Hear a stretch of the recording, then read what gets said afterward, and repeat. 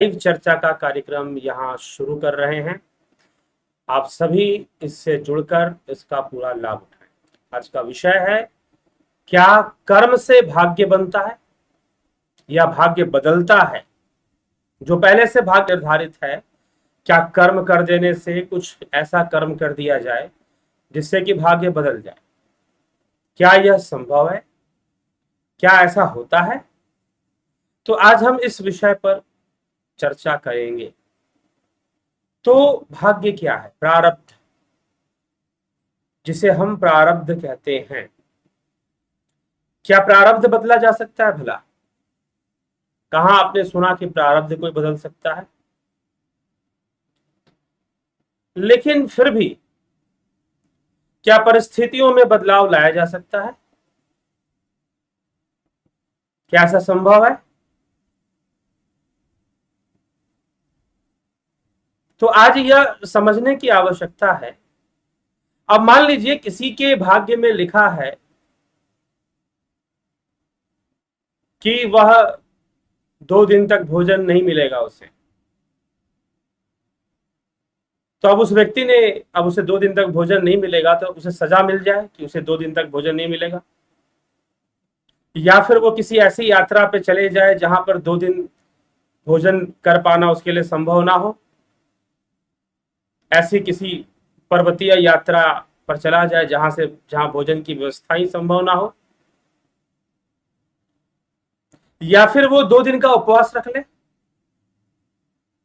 2 दिन का व्रत कर ले कि भाई 2 दिन मैं खाना नहीं खाऊंगा।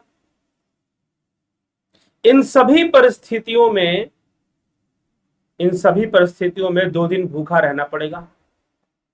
या तो उसे सजा दी जाए कि भाई तुझे भोजन नहीं मिलेगा, खाना नहीं खिलाना है तुमको, या तो वो किसी ऐसी परिस्थिति में फंस जाए जहां पर 2 दिन के लिए भोजन करना मुश्किल हो जाए, या फिर वो 2 दिन का व्रत कर ले।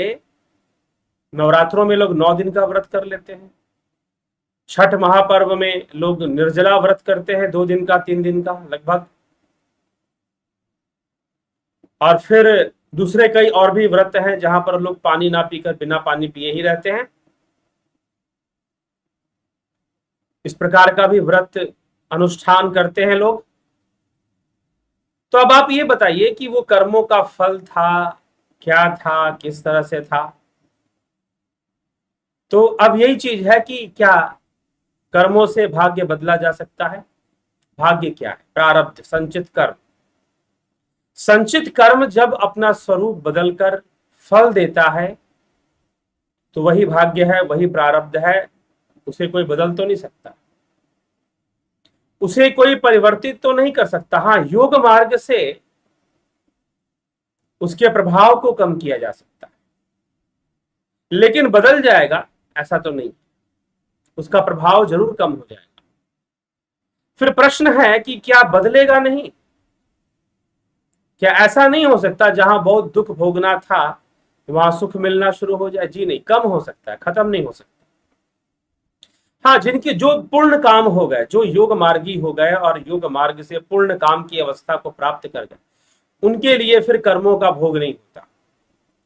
वो प्रारब्ध से बच सकते हैं, मात्र वही प्रारब्ध से बच सकते हैं जो योग मार्गी हो गए पूर्णता, और योग की समाधि अवस्था को जिन्होंने छू लिया, समाधि अवस्था को जिन्होंने प्राप्त कर लिया, यम नियम आसन प्राणायाम प्रत्याहार धारणा ध्यान समाधि, तो जो ऐसी अवस्था में पहुंच गए उनके लिए फिर कह सकते हैं कि भाई वो बच गए।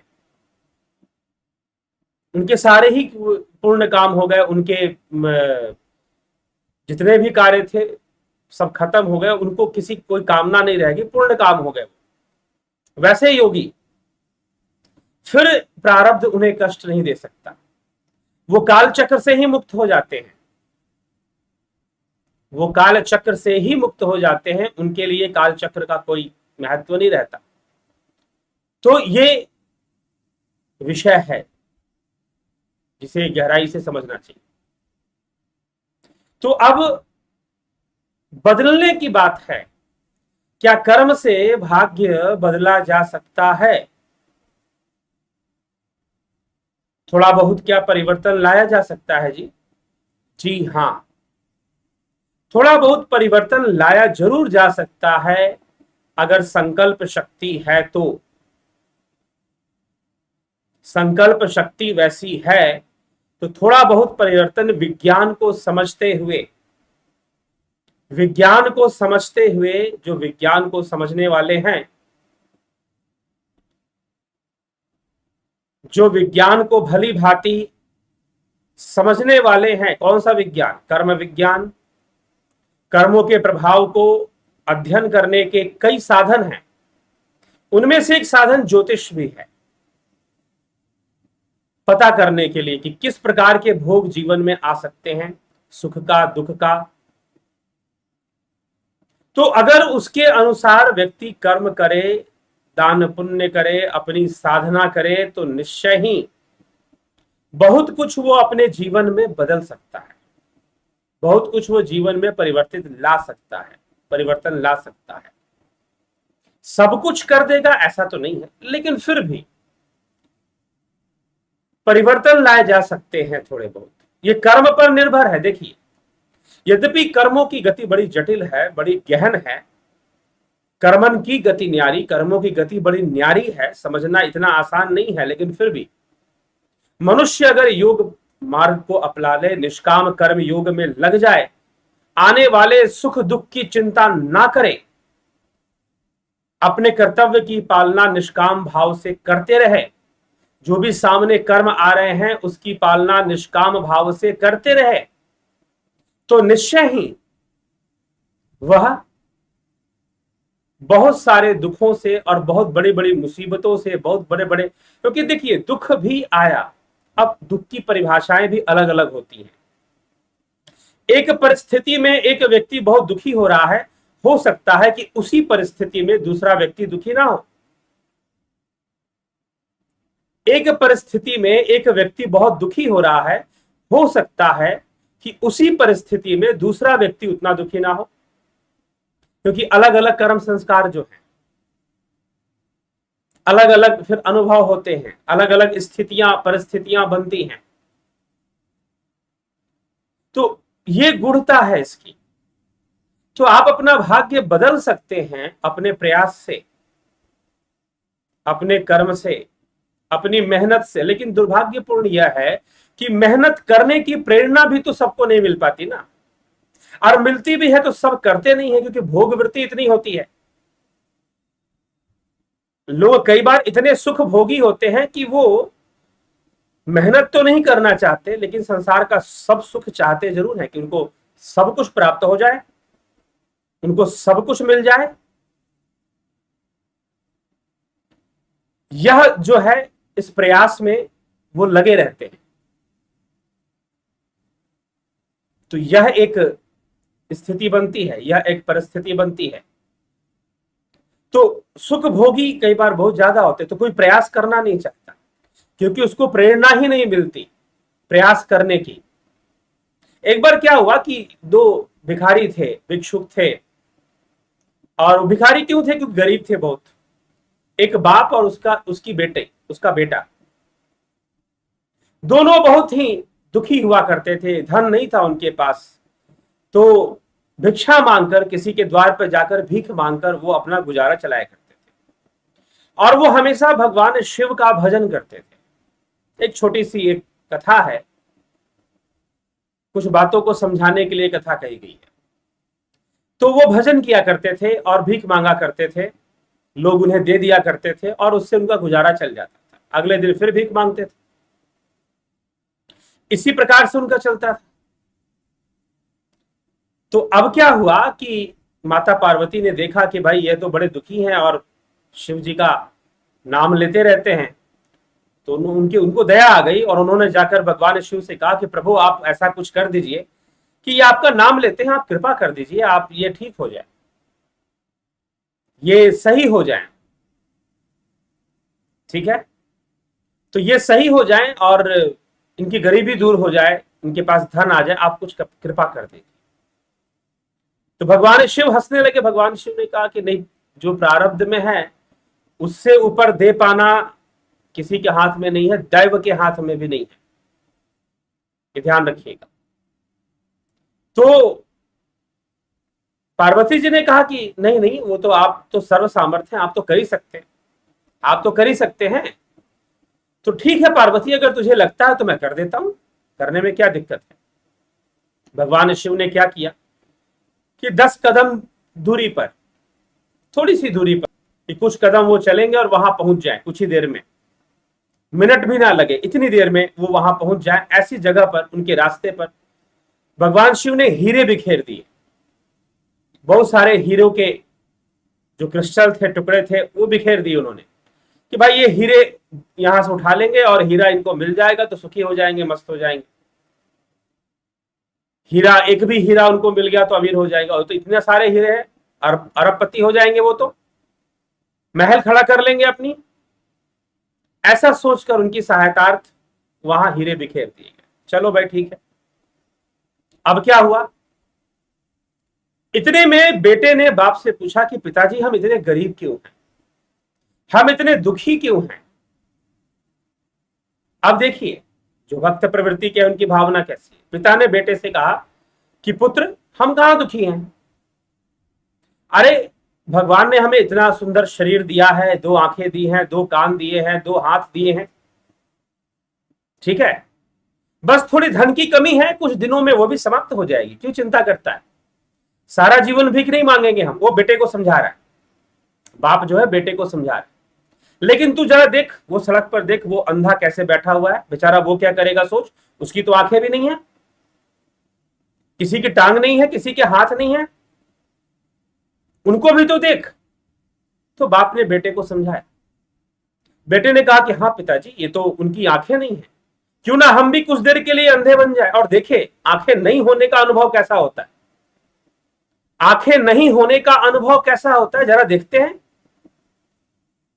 बाप ने कहा तू समझना चाहता है कि अंधा होना किसे कहते हैं, नेत्रहीन होना किसे कहते हैं, चल ठीक है आंखें बंद कर ले, और चल तू आंखें बिना आंखें बंद कर कर ही चल।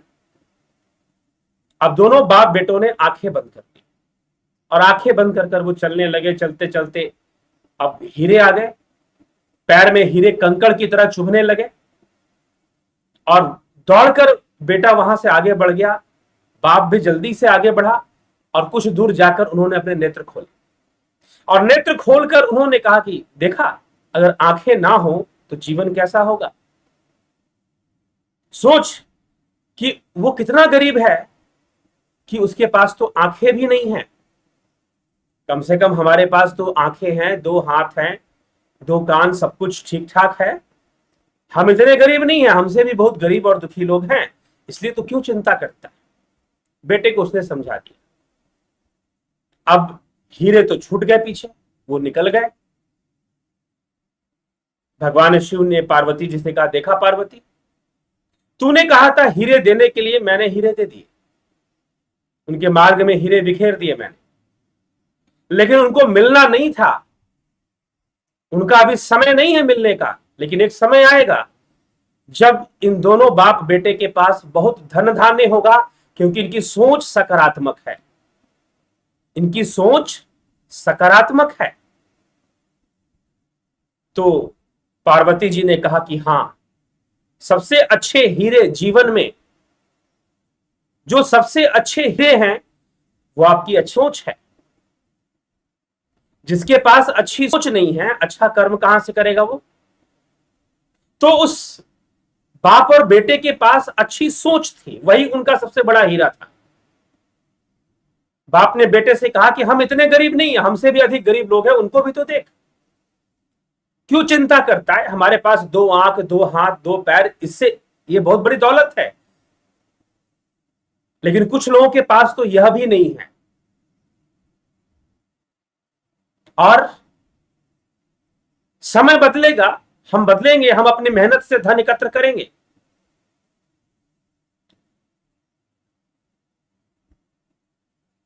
तो बाप ने बेटे से कहा कि समय परिवर्तित हो जाएगा और हम अपनी मेहनत से धन जरूर बना लेंगे। और फिर एक दिन समय बीता, बाप और बेटे ने मिलकर बहुत अच्छी मेहनत की, बहुत अच्छे से अपने बेटे को पढ़ाया लिखाया, उसके पिता ने भी मेहनत की, और धीरे धीरे वो धनवान बन गए, उनको वैसे ही मिलना था। उनको अचानक से धन नहीं मिलना था, इसीलिए यह चलता रहता है चक्रवत विधि की गति, ऊपर कभी नीचे कभी, सुख दुख न रहते सम कभी, आते कभी जाते कभी। यह सब चलता रहता है, इसलिए जिज्ञासु इसको लेकर व्यथित नहीं होना चाहिए। काहु न को सुख दुख कर दाता, निज कृत कर्म भोग सब भ्राता। श्री लक्ष्मण जी निषाद राज आपस में चर्चा कर रहे हैं। भगवान राम को वन के अंदर नीचे भूमि पर पुआल पर इस प्रकार से सोते हुए जब उन्होंने देखा कि राजकुमार युवराज, आज वो युवराज बनने वाले थे, अयोध्या का राज मुकुट उनके माथे पर सजने वाला था, और आज ये कहां पर हैं? आज ये कहां पर है, कहां सो रहे हैं? लक्ष्मण जी कहते हैं काहु न को सुख दुख कर दाता, निज कृत कर्म भोग सब भ्राता।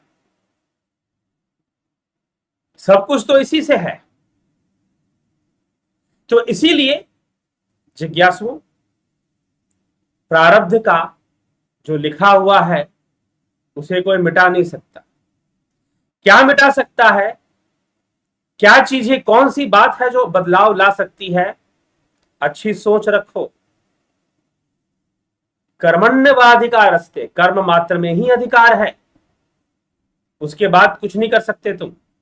अपने कर्मों में निष्कामता ले आओ, निष्काम कर्म करो, सोच अच्छी रखो, सोच। निष्काम कर्म योग का सहारा लो, सोच अच्छी रखो, सोच को अपने ऊपर हावी मत होने दो, योग करो, योगी बनो। तस्माद योगी भवार्जुन, हे अर्जुन तू योगी बन जा, दूसरा कोई विकल्प तेरे पास नहीं है। श्री कृष्ण भगवान अर्जुन से कहते हैं, तो सत्य यह है कि किसी के पास कोई विकल्प नहीं है योगी बनने के अलावा। योगी बनने के अलावा किसी के पास कोई विकल्प नहीं है। यह छोटी सी बात समझ लीजिए, ठीक है? तो प्रारब्ध का भोग तो होना ही होना है। प्रारब्ध का भोग होने के अलावा दूसरा कोई विकल्प नहीं है। तो इसीलिए अच्छे से सोचकर विचार कर अगर आप चलेंगे तो निश्चय ही आपको लाभ होगा। तो विचार कीजिएगा कि क्या बदला जा सकता है। बदला तो थोड़ा जा सकता है, लेकिन उसका भी मार्ग योग मार्ग है। योग मार्ग से ही बदला जा सकता है, अन्यथा जो जैसे प्राप्त होना है वो वैसे प्राप्त होगा। जो जैसे प्राप्त होना है वो वैसे प्राप्त होगा, ठीक है? वो मिलेगा, जिसको जो मिलना है उसको उसी ढंग से मिलेगा। जिसको बचना है वो बातें समझ जाएगा, और जिसको नहीं बचना है वो समझेगा भी नहीं।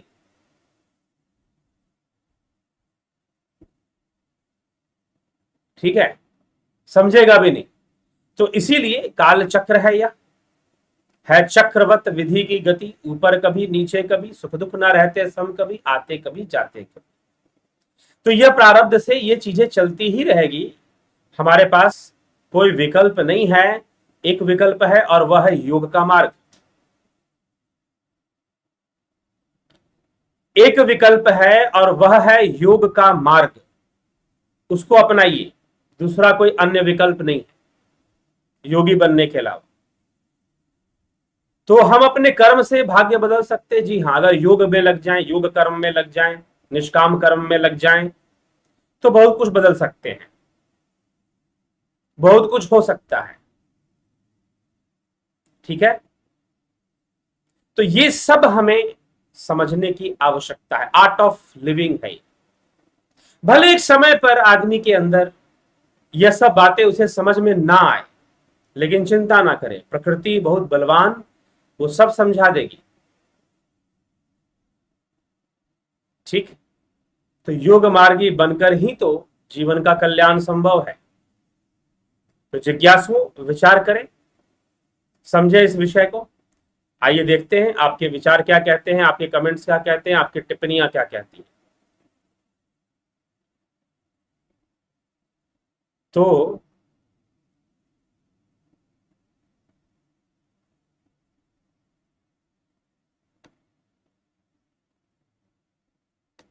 क्या कलाबेन पटेल साधना कोर्स की माहिती देने की कृपा करें। माहिती देने की कृपा करें। आपको तो भेजा गया होगा डिटेल्स, आप उस डिटेल्स के अनुसार पेमेंट कर दीजिए और कोर्स ज्वाइन कर लीजिए। गोपाल शर्मा जी, कमल प्रजापति जी, नवीन बिस्ता जी, जया पांडे जी, राजू पाल जी, कमल प्रजापत, ब्रह्मपाल कुमार, बलदाव नाथ योगी, विश्व यात्री, स्मिता सावंत, धर्मेंद्र शर्मा, जगत नारायण, विक्रम सिंह।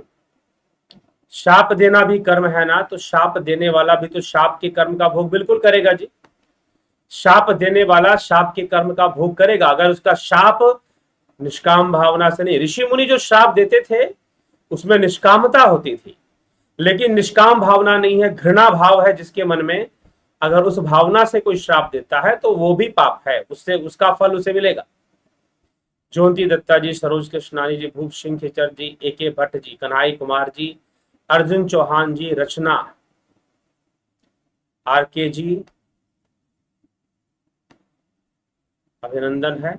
रूपलाल विश्वकर्मा जी, सचिन जोशी जी, जयंती भाई पटेल, रोहित सिंह, भीखू कुजाड़िया जी, प्रिंस राठी जी, मुनीता जायसवाल, अनीता राजगढ़िया, गोपाल शर्मा जी। जब मन पूर्णता प्रकृति के शरण में चला जाता है, जब अच्छे या बुरे परिणाम की थोड़ी भी पीड़ा या सुख नहीं होता, जब साधक स्थित होता है, तब सब बातों से बचा जा सकता है। यह मेरा अनुभव है जी, अच्छी बात है,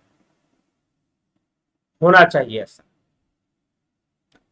थंडर स्ट्रॉम जी, प्रफुल्ल राबरा जी, भारत छबलानी, उषा श्रीवास्तव, पिंटू वासवा, सुंदरलाल वर्मा। संचित कर्म से भाग्य बनने के बाद उसे भोगना ही पड़ता है, फिर कर्म उसे कैसे बदलेंगे। योग मार्ग बता तो दिया, योग मार्ग से आप उसे बदलेंगे, ठीक है। बिना योग मार्ग के नहीं परिवर्तन संभव है, योग के द्वारा ही कुछ किया कुछ राहत मिल सकती है, अन्यथा राहत नहीं मिल सकती।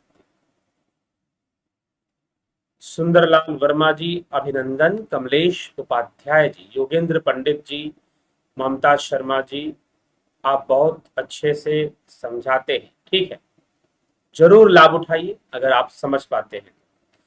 भरत छबलानी जी, क्या कोई शरीर का ऑपरेशन मुहूर्त से करना चाहिए? यदि संभव हो, यदि नहीं तो दुष्प्रभाव हो सकता है।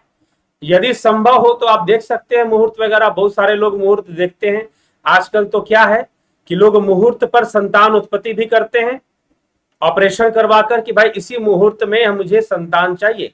लेकिन एक बात ध्यान रखिएगा, ग्रह जो होते हैं बहुत ही रहस्यमयी होते हैं, ठीक है जी। ज्योतिष की जिसको समझ नहीं है वही लोग ऐसा निर्णय लेते हैं कि इसी समय पर संतान की उत्पत्ति हम करवाएंगे, ठीक है। लेकिन जो होना है वो प्रारब्ध से फल आना है। ग्रह भी सच्चे साबित हो जाते हैं, और वो भी क्योंकि ग्रहों का फल भी अनेक रूप में सामने आता है।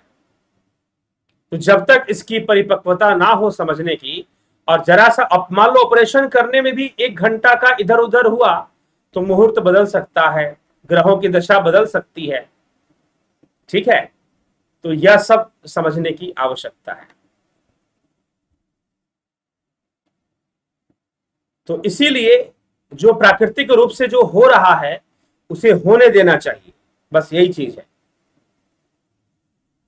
कृष्णपाल प्रजापति जी, देश के अंदर प्रजापति समाज किसके वंशज हैं? प्रजापति, दक्ष प्रजापति ब्रह्मा के वंशज हुए फिर ना, ठीक है।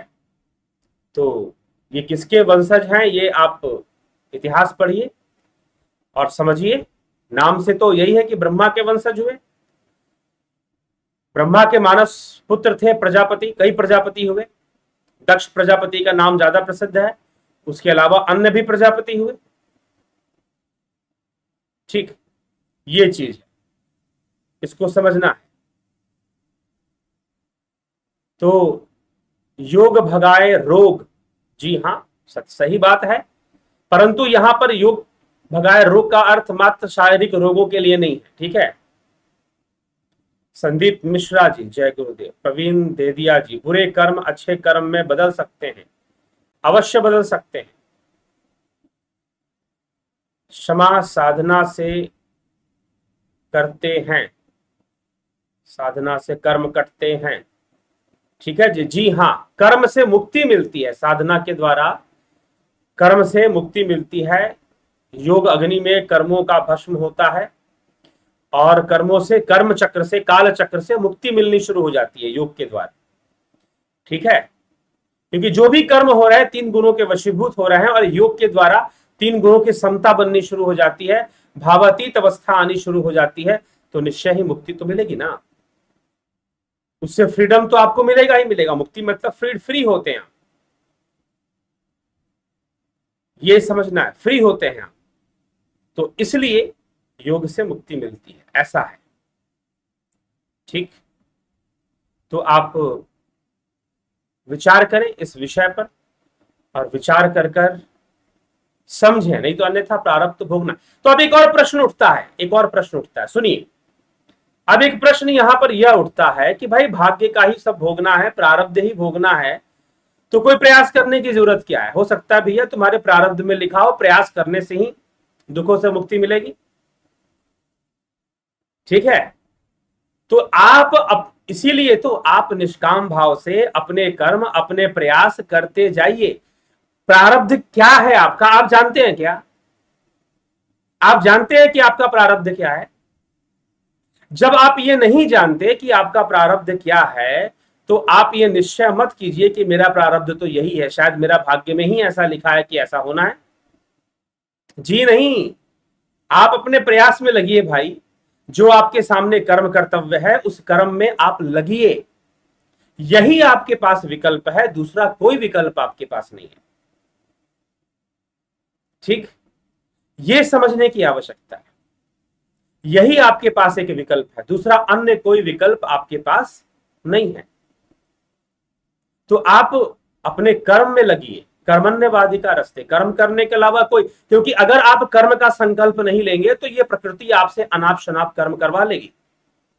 यही उपदेश श्रीमद् भगवत गीता का है कि भाई तुम संकल्पवान बनो और कर्म करो, तन्मे मनः शिव संकल्प मस्तु। तुम संकल्पवान बनो और कर्म करो, यही विकल्प तुम्हारे पास है, दूसरा कोई विकल्प तुम्हारे पास नहीं। ठीक है, तो हमेशा आप संकल्पवान होकर कर्म परायण रहिए और निष्काम भावना से कर्म को करते जाइए, आगे बढ़ते जाइए, चलते जाइए। ठीक है, तो ये हो सकता है, यही एक विकल्प है। तो ये सोचकर बैठना कि भाग्य ऐसा है, आपने अपना भाग्य खुद क्यों बना लिया, खुद क्यों सोच लिया? तो प्रयास तो करना ही चाहिए। हो सकता है प्रयास करने से ही मिलना हो, ऐसा लिखा हो।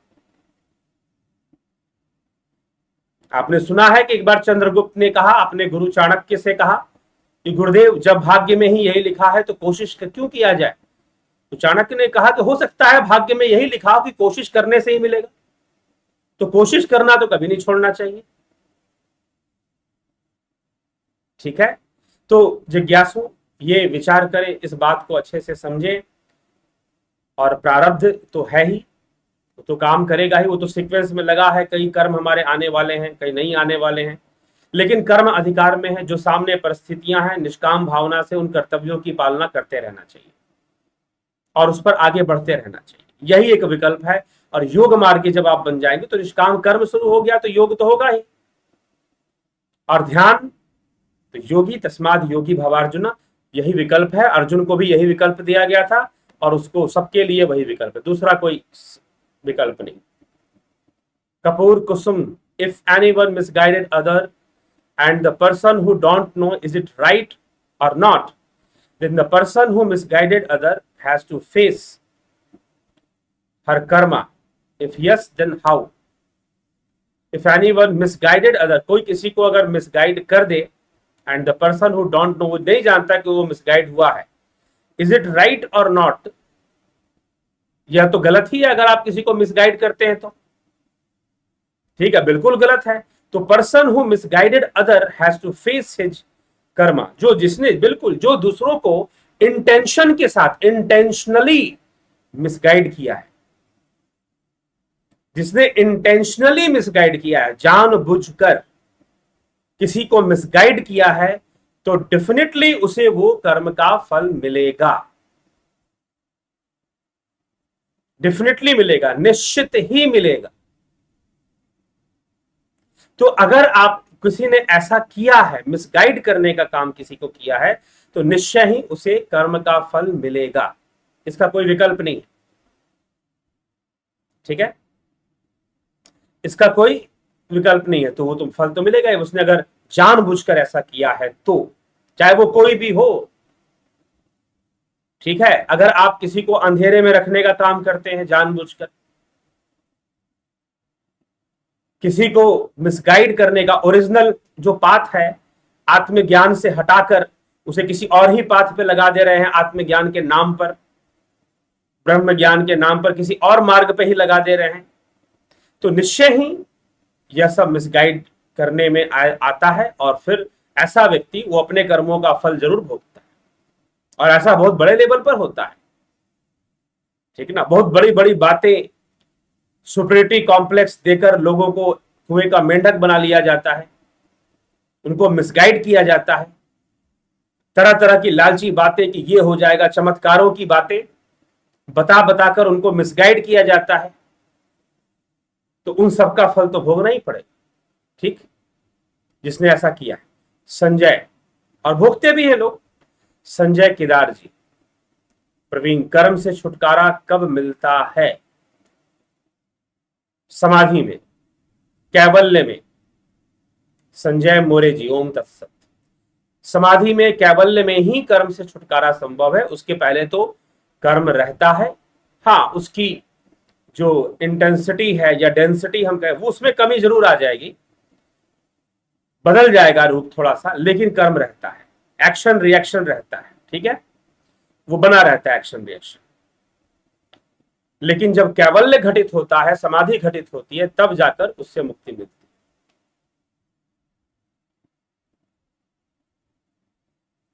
कौन से भी कर्म कौन से भाव से करने चाहिए जिससे कि कर्म बंधन न? निष्काम भाव से करना चाहिए। अनाश्रित कर्म फलम कार्यम कर्म करोति यः। अनाश्रित होकर, कर्म फल के प्रति अनाश्रित होकर निष्काम भाव से ही कर्म करना चाहिए, वही सबसे अच्छी बात है। ठीक है, तो करें और कर्तव्य की पालना करें। अब निष्काम भाव भी देखिए, ये अपना निजी विषय है। कौन व्यक्ति निष्काम भाव से करता है नहीं करता है, ये उसका निजी विषय है। बस करना चाहिए, अगर करेंगे तो आप मुक्ति की ओर आप बढ़ेंगे। ठीक है, आप बढ़ेंगे। तो ये चीज है, कोई इसकी प्रमाण या सर्टिफिकेट नहीं दे सकता कि फलाना व्यक्ति निष्काम भाव से कर्म करता है। ठीक है जी, इसका सर्टिफिकेट कोई नहीं दे सकता। ये आपका ही विषय है कि आप इस बात को किसी को कह भी नहीं सकते कि फलाना व्यक्ति निष्काम भाव से करता है, क्योंकि ये कर्मों में दिख नहीं सकता, ये प्रमाणित नहीं हो सकता, और ये बाहर प्रमाणित करने के लिए है भी नहीं। निष्काम भाव से कर्म करना दुनिया को प्रमाणित करने के लिए नहीं है, ये या तो अपने खुद के कल्याण के लिए। तो इसलिए निष्काम भाव से ही कर्म करना चाहिए। ठीक है, चलिए इसी के साथ विराम देंगे, आपके प्रश्नों का उत्तर देते हुए। जुड़े रहें, बने रहें, और सुबह 7 बजे, सुनिए ध्यान से, सुबह 7 बजे भजन का कार्यक्रम चलता रहेगा, आपको मिलता रहेगा। आप उसका लाभ उठाते रहिए। गायक निर्मल सिंह जी हैं, उनके द्वारा ही चलेगा अभी, तो आप उसका लाभ उठाते रहिए। ठीक है, और अपने कल्याण के मार्ग पर चलते रहिए। ठीक, तो ये हमें थोड़ा ध्यान दीजिए, और उस भजन को भी जरूर सुनिए, शेयर भी किया कीजिए। और ध्यान योग जो है 20 तारीख से ध्यान योग की क्लास, ध्यान योग की कोर्स 20 तारीख से सन और जुपिटर मेंबरशिप के लिए शुरू हो रहा है। आप ध्यान योग करना चाहते हैं, निश्चय ही कर उसका लाभ उठाएं। ठीक है, चलिए, बहुत बहुत आभार आप सभी का चैनल से जुड़ने के लिए और इसका लाभ उठाने के लिए। तो इसी के साथ विश्राम देंगे, कल फिर आगे चर्चा को बढ़ाया जाएगा किसी अन्य विषय पर, और चर्चा आगे बढ़ेगी। बहुत बहुत आभार आप सभी का।